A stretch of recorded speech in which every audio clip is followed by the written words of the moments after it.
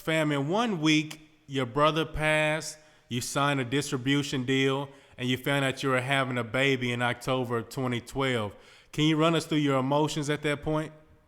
Oh man. Ooh, you came out the gate strong. I like that. Man. Man, okay, so I don't know where to start. Um, I signed the distribution deal first. It was all, Mm-hmm. it was all a month span, and I signed the distribution deal first. And man, like I swear, you know, I got signed by Hustler, E, who was somebody that I looked up to so much, and I had other opportunities to sign with other people out of town, but like to sign to somebody I grew up looking up to was such a proud moment of mine. You know what I'm saying? Because I went Man, from I think people don't realize, man, when you talk about Hustler E, that was one of the original people on the music scene. If you think about Waco Kane and things of that, man, yeah, hell, he was the original hustler. That name fit him well. You know what I mean? He had his hands in everything. You he know? was like Mr. P, bro. You know what I'm saying? So I'm trying to give people the background to it. You know what I'm saying? So I was extremely happy. Like I cried tears of joy when that happened. I was like, a young and with weeks, you know what I'm saying? My brother passed, and no, okay, I take it back. I found out I was having a kid next. Oh, and bro, it was just I didn't know how to feel about that yet. I really didn't know how to feel. It was a roller coaster of emotions that month. And then I want to say about a week or two later, my brother passed, and a lot of people know, man. The night before I buried him, my car caught on fire in the parking lot outside of my duplex. The night before I buried him, so Yeah. like, and it caught both my cars on fire. So I went from having a car daily and one for the, you know what I mean, to nothing the next day. You know what I'm saying? Man, that was one of the craziest months of my life, bro. It was, Man, I could imagine, man. Like you said, that was a roller coaster of emotions, man. That's going up, down, up, down. You know what I mean? I'm thankful that I was recording down South Michigan at the time because everybody, the producers and Hustler E and everybody else, they thought it was crazy because my whole family was more my brother, and I still wanted to be in the studio every day, every day, every day. Is that how you release some of your frustration at the point at that point? It was my escape from my mind at that point. You wouldn't hear a difference in my music. There's nothing more aggressive. There's no more pain in the music in that album. It's the same consistent J Trouble, but I was able to get away from my own thoughts while I was there, and it was to the point where, man, they closed the studio down one day for me. I forgot what day. It was an important day that I should have been there with my family. And I wasn't trying to do it. I wasn't trying to do it at all. You know what I'm saying? So I did the studio, and no, they closed the studio down on me. And that, man, they they broke my heart with that, bro. They really did. Um, so yeah, that was a tough month, bro. I'll never forget that month. But yeah, bro, that month made a man out of me. You know what I'm saying? Yeah, man. To be honest, it seems like you can still see the emotions on you, man, when you think about those past situations. I haven't relived it in a long time, bro. It's a really good question, bro. I'm glad you touched on it because a lot of people don't know it. But so yeah, it was a crazy journey, man. Signing that contract, finding out I was having a kid, my brother, both my cars. Like Hustler had, I went from, like I said, having two cars to Hustler having to come pick me up to go record. Yeah. Like, talk about, this is a gut punch after gut punch. But it was at that point where I felt like I could have went one or two ways. You know what I'm saying? It Yeah, was yeah, yeah. either make it or break me. So it took a while. It took a while to shake back. Yeah, man. Yeah, stuff happens, bro. But it don't break you, bro. You don't let them break you. Like you say, it made a man out of you. Man, to be honest, bro, I think you have just the music ingrained in your DNA. Man, I Yeah. can remember meeting you way back in the day. Man, I'm talking about like MySpace, Black Planet type of days. Do you remember recording a track at my parents' house in Lacey Lakeview, and we used like a computer mic at that time, bro? I mean, that's how far back it goes that you've been doing this.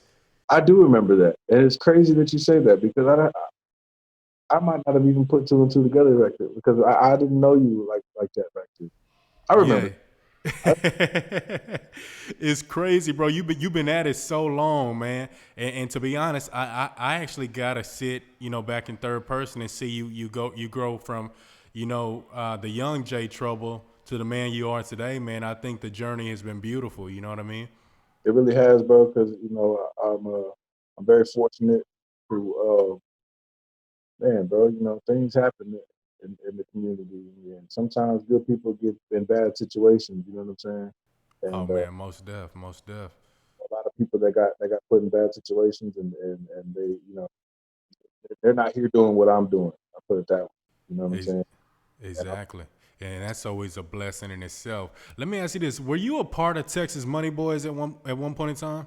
yes, I'm still texting. I'm texting Money Boy for that doesn't have anything to do with the contract. It doesn't have to do anything with any music business. That's a brotherhood. You know what I mean? Yeah, And that's what I always thought, but man, I couldn't confirm that. You know what I mean? But I thought you were always a part of the Texas Money Boys movement. oh And yeah, then again, man, people nowadays they probably don't even know about that movement, man. You have to know your Waco music history. You know what I'm saying? oh You yeah. have to know it. You have to know it. You can't come out today and be like, man, I'm the hottest this, I'm the hottest that, and you don't know the roots of the Waco music scene. You know what I mean? I mean, you can. People do it every day, but it's not respect. You're right. You're absolutely right, man. I, I, Let, I I try to remain humble. You know what I mean? I be wanting to correct people in a nice way, but I'm not going back and forth on the internet with nobody. oh man, it's the age of social media. I already know what you mean. Let me ask you this: where do you draw your inspiration from as an artist? At this point, uh, I know the legacy I'm going to leave behind. You know what I mean? At Mm-hmm. this, I'm just raising the bar. I'm making music and creating art that's going to live longer than I am. And what I mean? I know one day, one day I'm not going to be here anymore, and they're going to really value what I did. I'd hate for it to have to come to that for them to value it the way that they should, but I know it's going to happen. You know what I'm Yeah, saying? yeah, yeah. Man, to be honest, man, I'm fascinated by the DSM movement. You know what I'm saying? Yeah. That's something I think you could just take to a whole nother level, man. When it comes to Latin hip hop, I don't think they get the respect that they deserve. No, most definitely. I mean, one thing that's always pushed me to make sure that I put my culture first. Like when you hear me rap, I throw Mexican terminology in it. You see me in the music video with the Mexican bandanas. I make sure to put my me repping my culture. I make sure that it's known. I make sure that it's known because if you just look at the numbers, look at our population in the down south region. You know what I'm saying? Look at how many Mexican people there are Mm-hmm. around the country, not just down south, everywhere. And look at how many artists we have. Look at how many I don't know actors actresses we have. You know what I mean? Like I Mm-hmm. just feel like the numbers crazy. Man, man, I'm gonna tell you the numbers suggest the Hispanic, the Latin community is growing faster than any other culture in the states. You know what I mean? So Yeah, you have to respect it. yeah. But and the thing is, when we're not going to be the minority, we're not the minority. So I rep for the culture, and I try to speak for the culture that doesn't have a voice.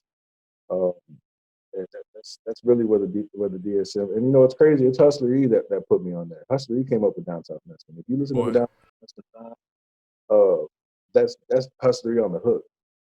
You know oh, what I mean? that's crazy. That's crazy. I never knew that.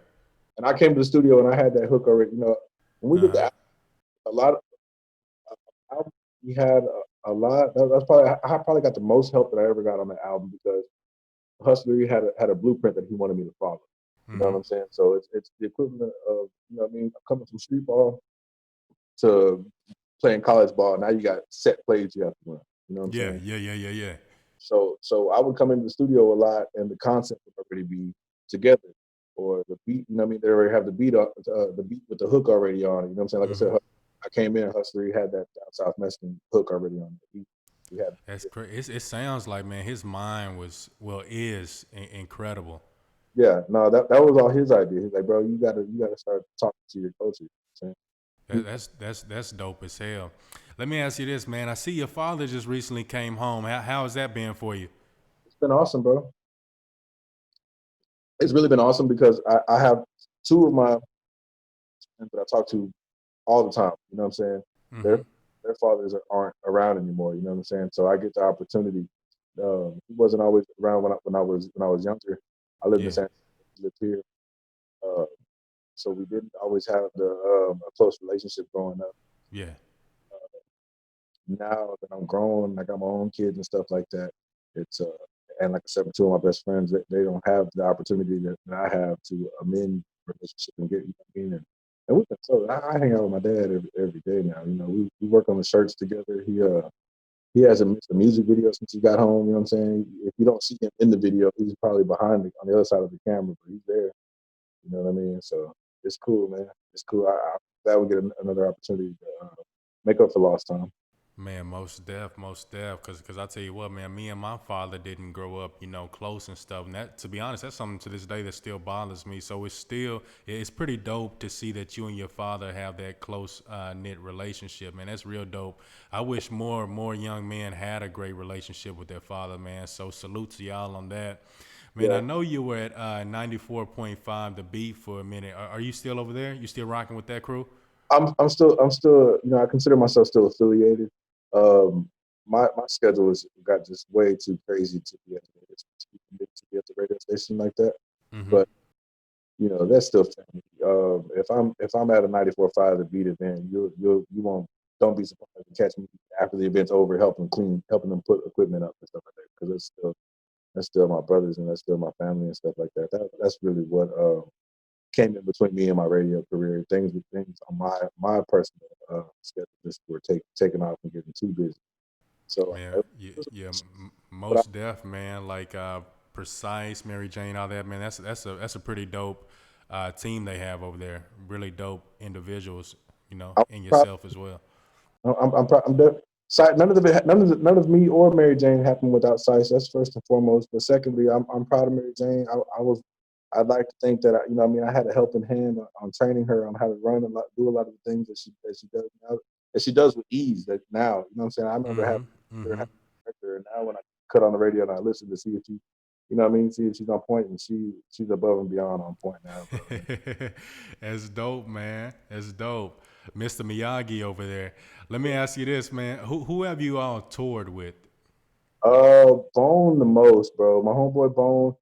You might remember him from that Homegirl song. He had that Mm-hmm. back in the day. That's my brother. That's a mentor of mine. Like I've been most of my shows that are out of state and stuff like that um, are because he's booked off that single, and he brings me along to open up. You know what I'm saying? So that's opened a ton of doors for me, just being able Mm-hmm. to experience the road life with Bone. I've been on the road with Lil Sick before, Austin Martin, but unless it's one of my shows that I put together myself, if I'm part of a tour, most likely it's with Bone. You know what I'm Dope as hell. You actually also manage an artist. I believe it's pronounced Firico. saying? Yeah, Yeah, man, he seemed like a little lit little youngster. You know what I'm saying? Hey, can you give us game on how I guess the move to the management side of hip hop of being an artist? How is that? Can you give us any game on that?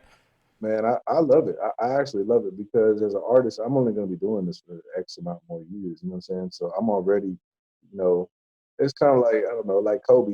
Kobe knew he was about to retire. He was already had his hands in on other things. You know what I'm saying? So I already Mm-hmm. see where I'm going to be able to walk away from this and walk into the management game. And what I love about it, it's almost like playing Madden.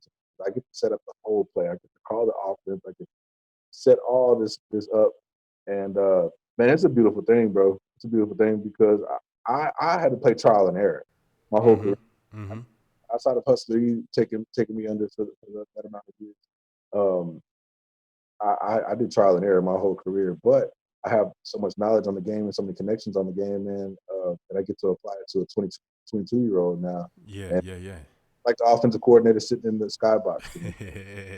Man, what's dope about that, man? You can navigate him to a point where he can avoid all the bumps in the road. That's if he's soaking up the game. You know what I mean? So that's what's good about having that big brother or that father figure in your life. You know what I'm saying? You can avoid a lot of the mistakes that others had to go through. Yeah, yeah, no, that's the game plan. You know what I mean? He don't understand them is now, and he's got it good. He's in a good position right now, and he's a dope ass artist. He's hella creative. You could tell by looking at him. You know what I'm saying? The way that he dresses, the way that wears his hair, his style. Like he Mm-hmm. has style, he has swag. So, uh, Yeah, yeah, most definitely. That's the impression I get from him looking at. It's like, man, that's a fly little dude. You know, looks like he has a lot of personality and energy. So, man, hats off to him. I hope his career, continues with an upward trajectory. You know what I'm saying? yeah, oh Man, yeah, I also see, man, you're a family man. You're always taking your boys to football games and all that, man. They just love you. They love some J Trouble. Can you explain the joy of fatherhood? man. I thought about it. Father's Day just this past week. I thought about it. The immediate answer is about my kids, but bro, I've coached youth sports like 4 or 5 years now. There's so many other kids outside of mine that I'm a father figure for. You know what I'm saying? Mm-hmm. Like, Mm-hmm. not uncommon for me to, I can stop for a number of things now, but it's not uncommon for a kid to stop for these things. You know what I'm saying? My nieces, my nephews, from city to city, all of them. Speak, see, you spoke her up, man. But no, just being a positive role model for all the kids. You know what I'm saying? Not just mine. Um, I know how important it is, bro. I know how important it is. I feel like I lacked it, and Mm-hmm. I didn't have no sense of direction. I didn't have no positive role models to even slightly point me in the vicinity of the right way. Nothing like that. So I know how important it is. You know what I'm saying? And most definitely my kids. You know what I'm saying? I feel like I get to live vicariously through them. I feel like I get to right a lot of wrongs, but maybe not wrongs, but things that I did without or whatever. You know what I mean? Mm-hmm. Mm-hmm. I get to relive my childhood through them vicariously, and I get to fix a lot of stuff. Man, that's dope as hell, man. I love hearing, young males of yourself, talk about, the joys of fatherhood and like that, man. Man, I feel like the same way, man. Growing up, we just didn't have those, positive role models. I don't know why that was, but that's all we saw, you know what I mean? And now we have the ability, we know what we didn't have growing up, what we Mhm. didn't see growing up, and now we're doing that for our children, man. And that's the only way you break the cycle, right? Yeah, yeah, most definitely, bro. I know a lot of great fathers, I know a lot of us who grew Mm-hmm. up with our fathers. I like to think that the trend is turning. You know what I'm saying? With our age group, 'cause, I mean, of course, there's ain't shit people, and there's always going to be some. I know so many great fathers. You know what I'm saying? So many. Like, and I don't know if that's how it was before, but because I know growing up, me and all my homeboys, we had that in common. You know what I'm saying? Yeah, yeah, yeah, yeah. We had that in common. So I Man, don't. I just think that it's not as common. hmm man, to think about, man, to piggyback on that last question, what do you think about the recent events in Waco to include the Black Lives Matters protests and the death of little Frankie Gonzalez, that situation? I know we speak about fathers. It's my understanding, well, why he was just charged, the affidavit says that he dropped little Frankie off to the mama, Laura Sanchez, just so he could go to work. My thoughts are they were probably reconciling, probably talking again, and he didn't think something like that would happen. How would something like that, affect a father? Oh man, it's awful, bro. It's got to be awful because you can see it on his face. The pain is written on his face, and on top of Mm-hmm. that, I mean, he's probably got a immigration situation on his hands as well now due to it. You know what I'm saying? So it doesn't seem right. But also at the same time, I've seen these CPS cases close. You know what I'm saying? And when they make you sign those papers, bro, they're not playing. They do it for a reason. You know what I'm saying? As Yeah, yeah, unfortunate as it is for him to be grieving and have to deal with being facing charges and possibly being deported and stuff like that. That sucks. But and they make you sign that paper for a reason, bro. There was a reason why she wasn't allowed to go with mom. damn, you damn right. So like you say, they signed those papers for a reason. So you gotta follow those orders. You know what I'm saying? So I'm guessing, You can also say, man, this could have probably been avoided if he would have, you know, did what those papers told him to do. And I don't know their situation. Yeah, maybe she hadn't seen him in a month, and she was just supposed to watch him for. And I know for sure he didn't expect that to happen. It's Yeah, just, real talk, real talk. I know nobody was expecting that. You know, when you drop your child off, you don't think the mother's gonna be the reason you don't see your child anymore. yeah, it's just unfortunate, man. I feel bad for him. But Yeah, man. Most of that entire family, you know, we're grieving with, and our condolences to that family. And we did, however, see the entire Waco community come together to help out with that situation. So that was lovely to see. man, I was out Uh, there at the park, man. I couldn't believe it. I thought the little kid fell in the water. You know what I mean? yeah, man. I saw you out there. You were, you know, searching, Yeah, trying to help find him. It's just sad that you know she misled people to think he was in that water. You know what I mean? there was 100 So. people there looking, bro. They were looking everywhere, bro. And I didn't know if I was gonna find them or anything. Just your I wasn't far from there, so Mm-hmm. just instincts to at least survive, look around here and there just to see. I mean, yeah, Mm-hmm. she threw everybody for a loop. Oh man, most def, man, Still man. just, To move as far as way as possible from that touchy subject. What are some current projects you're working on? Do you have any release dates in mind? What can the people be looking out for?